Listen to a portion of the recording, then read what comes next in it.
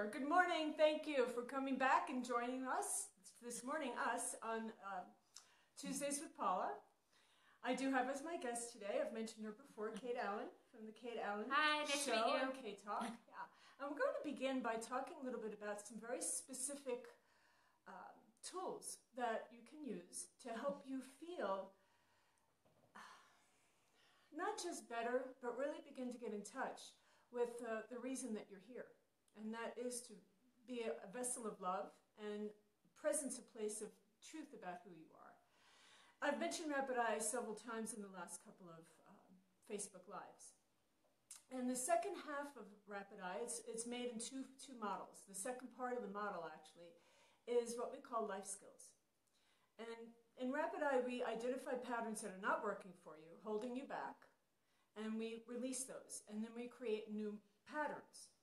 But you've had the old patterns for so long that it's hard to keep up with the new ones. So the second part of Rapid Eye, the life skills aspect of it, gives you the tools that you need to really begin to keep that new pattern in place.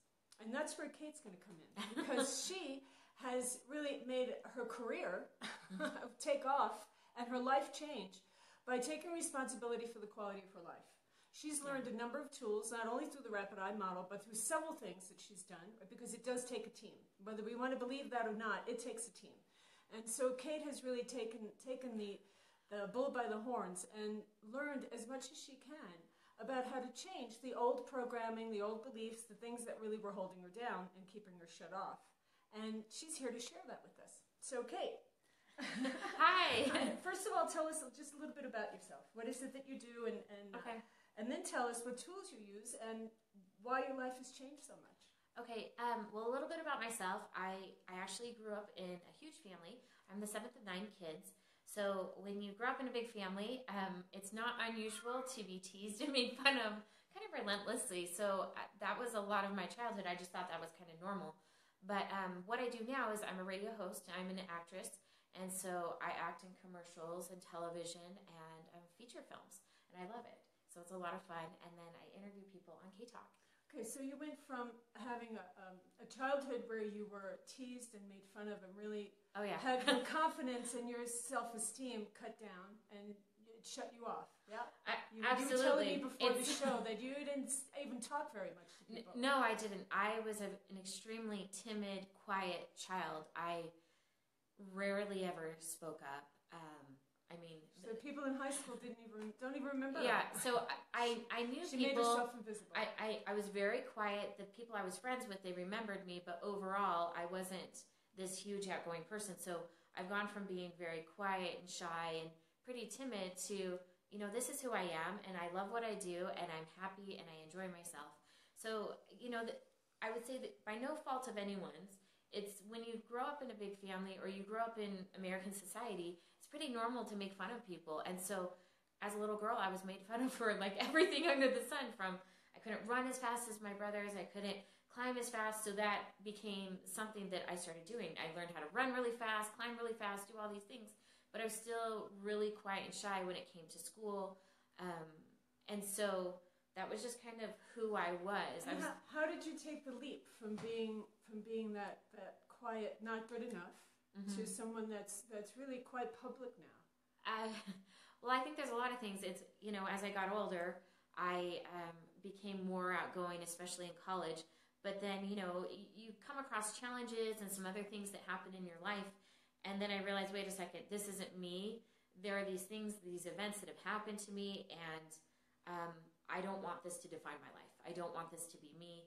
I realized with some of the events I went through, some people would be very angry and bitter, even resentful. And I was like, I'm not interested in that, and I'm not going to do that. I need to learn the tools to overcome this. Yeah. And you found that, you were telling me earlier that changing your thoughts is where it begins. But absolutely. But it's not enough. Because the thing is, it's really helpful to be positive, and a lot of times you're like, I'm trying to be positive. But it's hard because sometimes you go through so many events, it's like it just keeps piling up on top, and then you just got to clear it out and then reprogram yourself. It's like a reboot, where you have to restart your computer and you have to clear off or delete old files. Mm-hmm. Okay, so tell us about some of the tools that you use, the top 3 that have been the most useful that you still use now on a daily basis. Because really my intention for this segment is for people to go away having something that they can wake up every morning and use, knowing that it's going to help change their lives. So one of the tools that I use is a combination of rapid eye and EFT. And so I don't know for anyone out there who is familiar with EFT, but it's with tapping and with eye movement at the same time. So it's a combination of rapid eye and a combination of EFT. So sometimes if you can get into a situation and it triggers you maybe of feeling rejected or feeling like I'm not good enough or feeling like nothing works out for me or the world is against me, God hates me, fill in the blank of whatever the thing is, that's when I'll use the phrase, I trade in my rejection or whatever the feeling is, my depression. Fear is a pretty big one on the planet these days. Or I'll trade in my fear for peace, or I'll trade in my fear for relaxation, or I'll trade in my fear for love. So, and then at that point, you move your eyes left and right. This is one of the tools from Rapid Eye. And then you use the tapping at the same time. So I would say, I trade in my fear for love.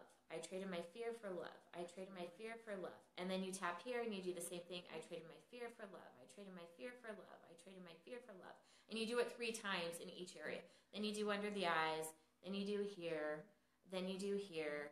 Then you do under here. And you do in the side. And then here. And then here. And so it's a really quick, fast, easy tool. And so what it's doing, I mean, you could explain more the science behind it. Let me just mention that anyone that wants to learn that, it's very quick and easy. And if you go to my website, www.intheblink-of-an-eye.com, I being I-Y-E, E-Y-E, however you spell I, intheblink-of-an-eye.com, and you go to the video tab. Down at the bottom of the videos, I will have that. And you can sit and do it with me. After you do it a couple of times, you'll have it down pat. And it's really shocking, I got away from doing it myself for a while. I mean, a couple of weeks ago, I was in the funk about something. Yeah. And I said, well, let me use my own tools. So I ran through it one time, and it lifted it. It was just that fast. So after you've done it for a while, you really do find that it happens quicker and faster and easier. I have a client that says she just thinks about it. Yeah. She thinks about doing the tapping, and she feels better. Well, and so sometimes it's just releasing that stress. I mean, really, because there can come times when you're anxious. Like, that's not unusual. I'll go into a room and I can feel stuff from other people. I'm like, wait, this isn't mine. Yeah, and you go on auditions all the time, right? You want to talk about stress. Yeah. Yeah, there's sometimes when I walk into a room, you can feel the anxiety. And, another tool I use is if I walk in there and I'm like, wow, that's overwhelming. And I'll ask myself, is this mine? And it's like, no. Okay, then I'll just say return to sender. Like, this isn't my stuff. Here, you can have your stuff back. Right. Exactly. Another great one is to make it a habit to just ask yourself from time to time, is this my energy or someone else's? Especially if you're a highly sensitive person, right? They call them HSPs now, and there's a lot of people on the planet now. And I can do a whole show on why that's happening more now than ever before. But there are a lot of people that are highly sensitive and that don't have the filters and pick up everybody's stuff, and their stuff goes out and they don't know who they are anymore. And you just start asking yourself, is this my energy or somebody else's? And if you don't know, then you can just say, with great intention, say, okay, if there is any energy that I'm carrying that doesn't belong to me, I consciously return it to sender. Send it back to where they come. And just gather it up in a ball in your hands and throw it out. And it seems like silly, make-believe stuff, but you'd be very surprised how energy will follow your direction. It's just the way it is. Energy follows your direction. That's what it's here. It's our clay. And whatever you do with it, it'll shape that way. Well, the part that's nice about this tool, it's a combination of, you use the eye movement, so the rapid eye, and then you also use the EFT, but really you can relieve yourself of whatever that stress is or anxiety, and then just move on with whatever you're doing. Maybe you have a deadline at work, maybe you have other things going on, and it's like, oh, okay, I can take a deep breath and we're good to go. So I use that. I mentioned is this mine? If this isn't mine, okay, I return it to you. So those are 2 of the tools that I use a lot. Those of you that aren't familiar with tapping, there's actually a whole tapping conference going on this week. And what happens with tapping, You're touching really, you're tapping on the acupressure points of the body, and you're realigning how the thoughts are moving through the brain activity, right? So when we stay in stress, and I don't necessarily mean that big stress, right? That like a lion chasing you. It could be a worry. It could just be a worry, right? But it's constant. It's that constant underlying worry, and it's usually about the future, right? So know that when you're thinking about the past, you're usually in some kind of grief or sorrow or regret. When we're thinking about the future, we're in fear and stress. Yeah, the only time that doesn't happen is when we're truly present in the moment here, right? And that's, that's our goal. It's a work in progress. So when we're in that stress, that constant chronic stress, the amygdala gets overstimulated, and it starts to create and start pouring the stress hormones through our body. And that's when the cortisol levels go up, and over time, the continuation of that constant stress is what starts to break us down. It breaks down our body, it breaks down our ability to be happy, it breaks down our ability to connect heart to heart with people. So the tapping really does help to change how the brain is functioning. And when the brain function changes, the chemistry through all the cellular level of the body changes, and your experience changes. And it is long-lasting. The thing is to do it consistently. You do anything consistently for a month to 3 months, and then you start to find that the stress doesn't happen as much. You'll react to something really extremely today, but you do just that one tapping tool, and in the course of 2 or 3 months, you won't react to that stimulus the same way. You'll find, oh, gee, okay, I handled that a lot better, or I got through it much quicker. Yeah. Or it'll be something else. So it's like you kind of took care of that, and you got rid of it, and so something new may come up, and you'll do the same thing. Because we're always lifing. Yeah, we never get it done. Marianne Williamson, one of my favorite teachers, she tells us we never get it done because we're always on that spiral staircase moving up. And if you're taking the time to watch us this morning, then that tells me that you are in that spiral staircase, because there's a lot of other things you could be doing in this moment, but you're not. You're taking the time to commit to the quality of your life. So that means you're growing and changing and stretching and having challenges. And these tools really do help. The tapping is invaluable. The third thing we talked about before we came on was law of attraction. Really starting to understand what that is. Not that surface one of, I want a car, so I see a new car and I get a car. That's wonderful, and the manifestation part is important, but we're talking about the deeper places where the psyche really affects what we attract in life. So tell us a little bit about your experiences with that. So the thing is that it comes down to is the thoughts. So I mentioned, if you're worried or if you feel fear or anything like that I use the rapid eye movement back and forth and the tapping. Well, the thing is, because if you consistently are worried or think about things that are terrible that could possibly happen, it literally starts happening, and you start creating it without even realizing it or knowing that, because it's kind of in the subconscious level. And so for me, once I realized that was going on, I was like, all right, let's clear out this crap, and I want to make room for good. And I want to make it easier to think about things that are positive and happy, because that's what I want in my life. I like positive, I like happiness, I like goodness, and I like experiencing those. And money. Yeah, and I like experiencing joy. I love to have fun. I love to laugh. I love to do these things.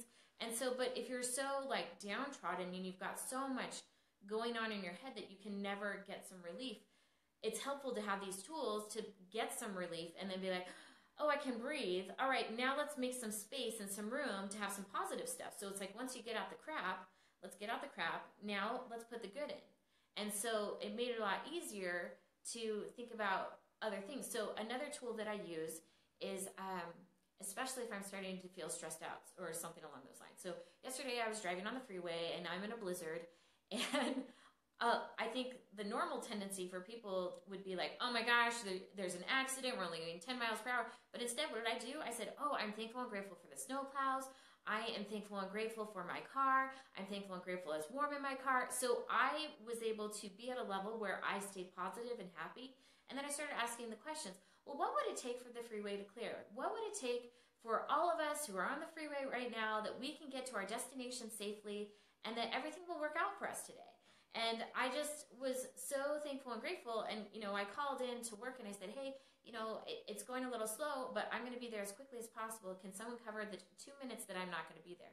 They said, oh, for sure, not a problem. I'm like, perfect. And so I just continued on my drive. And I just kept saying, I'm thankful and grateful that we're all driving safely and we're easily protected. And so as opposed to worrying, I turned it into I'm thankful and grateful for. And then when I do that, I get happier and happier because I just realize, oh my gosh, my life is so good.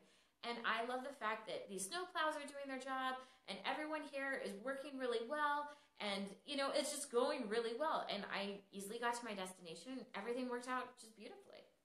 Yeah, that is, thank you. Thank you for sharing that. That is so, so important. Because what Cate's talking about is the vibration of appreciation.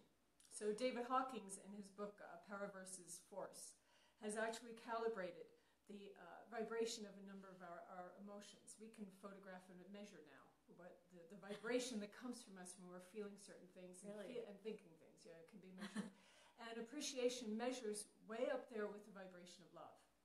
And when we start vibrating at a consistent level like Cate's doing, the vibration of appreciation, then it starts to resonate within the cells. The cells start to vibrate at that level, right? And when the cells start to collaborate and entrain with the vibration of your thought, then you create a vibration that starts to radiate out. And when that vibration radiates from you, right, when you start to fill your field with the vibration of appreciation, then you become attractive to those things that also vibrate at that level. So I didn't realize that. Yeah, That's cool. That's what the law of attraction is. The law of attraction is who we are, what we put our attention on, we attract. And when you put your attention on something, you start to vibrate at the rate of that thing. You become that thing you put your attention on. And then you attract more of that. And I'm so grateful that you're with us today, Cate, because I've been fortunate to be a witness to your life for the last year. And if you could have seen this young woman a year ago, you would have thought the aliens took her away and replaced her with somebody else completely. The metamorphosis has been amazing. And she's done it all really from the strength of her soul and her spirit and her determination to be happy and have a good life. And I've seen her come through some hardships that others wouldn't even imagine. And she's genuinely on her path to being the greatest person that she can be. Thank you. Yeah, and I'm honored that she's here sharing these things with her. So she's not just telling you a whole bunch of garbage that she's been reading or thinking. She's telling you this is what I do. some real live truths that she practices herself. It's really the tools. What I found for me is, I had read a lot. I had gone and seen a bunch of people, but I needed tools that I could use in the moment if something was going on to get me out of that funk, or if I got triggered from something, to release that so it didn't keep clogging up the neural pathways in my brain. I was like, oh no, let's get this junk out of me. I don't need it. I want there to be goodness and happiness and joy and all that good stuff. Yeah. And if the law of attraction speaks to you, and even if it doesn't, I would highly recommend that you plug into Abraham Hicks' YouTubes. She is the queen, in my book, she's the queen of the law of attraction. And it's really, it matches, it goes very well with Rapid Eye and everything we do because it's creating new neural pathways. It's chiseling a place in your brain for new ways of being, new thoughts to take place. And that's a big part of what has helped Cate. And the site, I read recently an article, actually, Cate sent it to me, about a scientific study. It kind of feels like they keep discovering the Mediterranean. A scientific study that's showing how positive thoughts do affect the activity of the brain, and then how that goes on to affect the whole system of the body and the experience of life. So what used to just be woo-woo, magical thinking is now finally starting to metaphysics and spirituality and science are starting to marry and merge more and more and more and more. And we see that, those of us that are in this arena, we see it every day in some of the things that are being published and brought to light. So I'm happy to say that there's a lot of reason to believe with both your left brain and your right brain, your detail and your big picture side, all of the things actually that Cate's talking about today. Well, the coolest part is after I did the radio show yesterday, my boss and I, he came in, the owner of the station, and we were talking, and because we had talked about law of attraction yesterday on the station, and how there's certain archetypes and how some people just grab onto those archetypes and they don't want to let go. So whether it's the victim, it's the saboteur, the martyr, so on and so forth, but you don't have to do that, and you don't have to be that way. You can literally create a life where you experience joy and goodness and happiness. And yeah, there may be hiccups that come along the way, but that's not what's defining you. And so we had talked about, from a philosophical standpoint and also a religious standpoint, how intelligence cleaves to intelligence, and like attracts like, and how we're continually shown this throughout, if you are religious in nature, throughout the Bible. And, it was a fascinating discussion, and he's like, it's really interesting how there is truth all around us, and it's a matter of what are we willing to adhere to. And then we talked about, well, if you're willing to adhere to these things, you can co-create, like with God.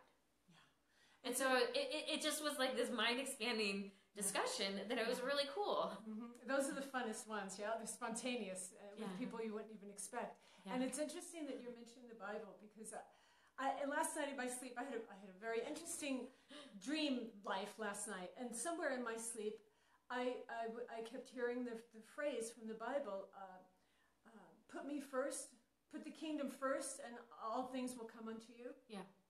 And that really is what we're talking about. Because when you start vibrating at that level of joy and appreciation and love, you're vibrating at the level of your spirit, right? You're talking the language of the cosmos. Your vibration is raising to the kingdom. And when you raise your vibration there, just as you're demonstrating, all things come to you. It's a law of that statement in the Bible is the oldest that I know of. I'm sure there are other ones, but I don't know everything, right?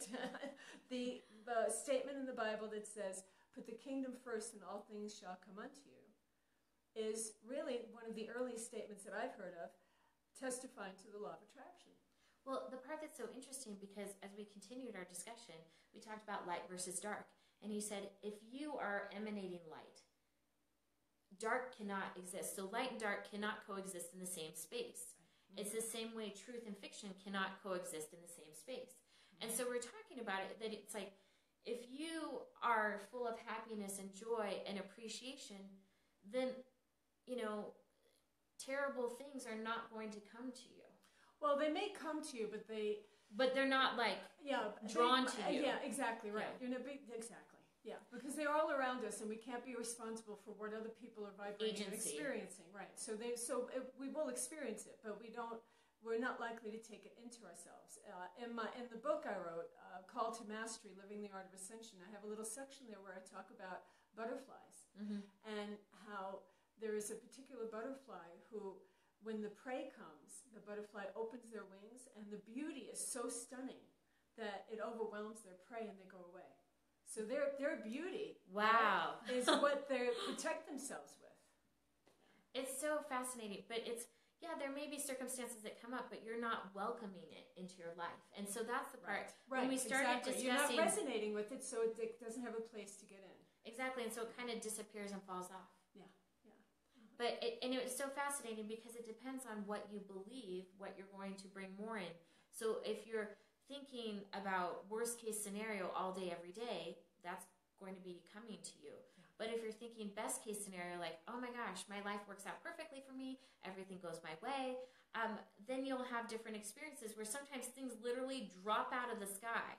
And I've talked to Paula about this, because there's a couple of default things. Guess what? Yeah. Guess what?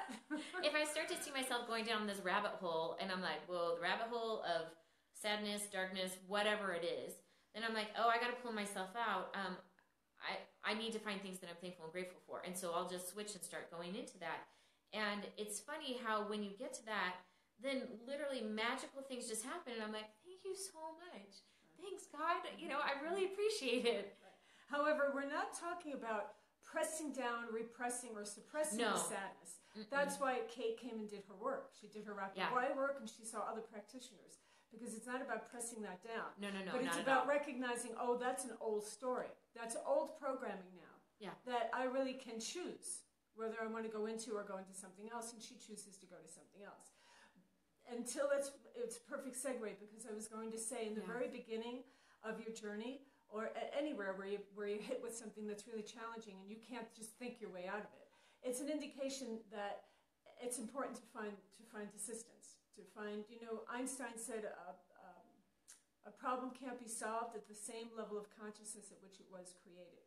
Yeah. Meaning that when you're vibrating in the problem, right, when the programming and the pain of a challenge is where you are, you can't get ourselves out of the quicksand, right? We need someone else that's not in the quicksand to help us out. So when you're in that place, the first and most important step is to find a practitioner, a healer, someone that you trust, someone you resonate with, someone that you know has a track record of being successful and knows what they're doing, to hold the vibration and hold the space that can help pull you out of that mud, so that then you can start using these tools to help yourself.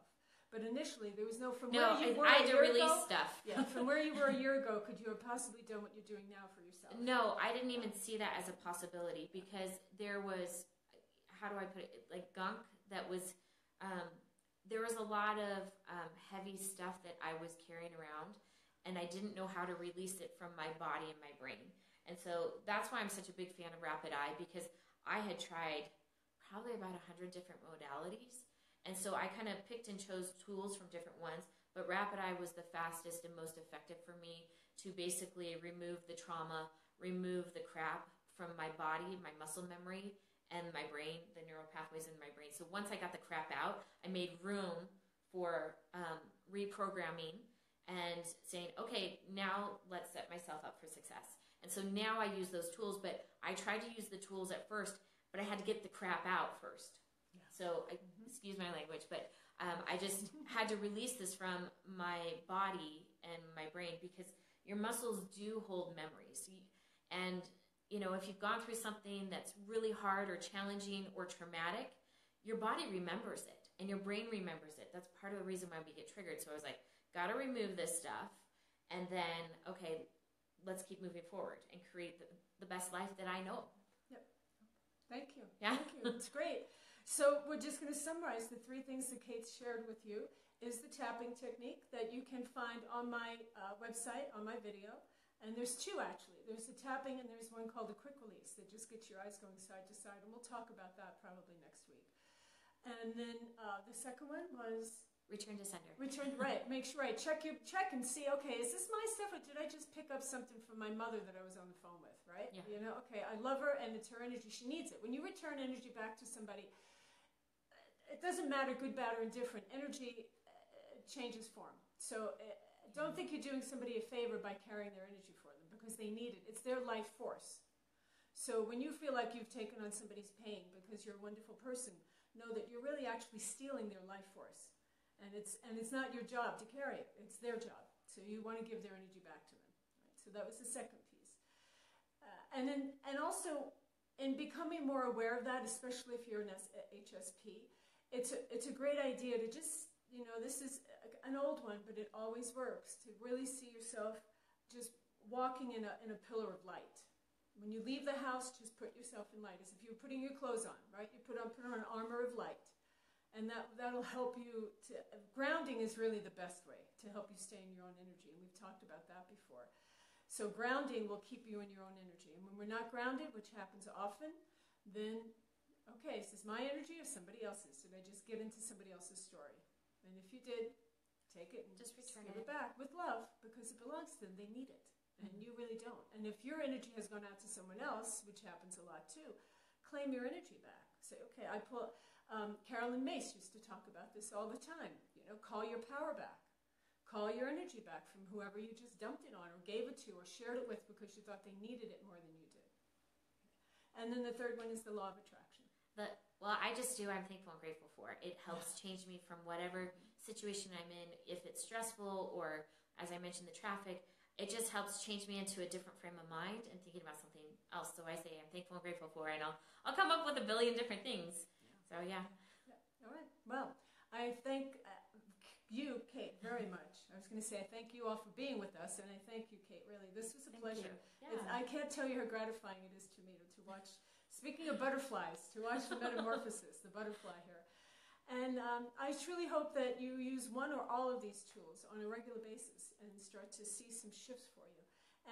And know that, okay, this is a great way to put it. I watched Mission Impossible Rogue Nation.